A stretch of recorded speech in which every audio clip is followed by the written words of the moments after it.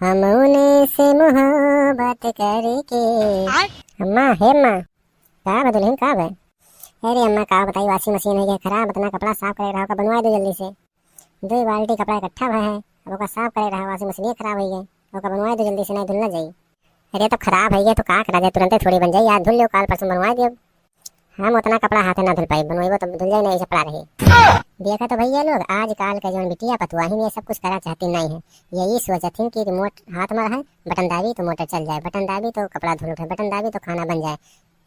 सही बन के सबका लम्बा लम्बा डिमांड रही कि आज हमें शॉपिंग करे जाएगा, काल वहीं जाएगा, परसों वहीं जाएगा, बर्थडे में जाएगा, ये साड़ी चाहिए वो साड़ी चाहिए, और हर साड़ी के ऊपर चूड़ी का वही कलर का, सैंडल वही कलर का, चप्पल वही कलर का, सब मैचिंग मैचिंग हो रही है।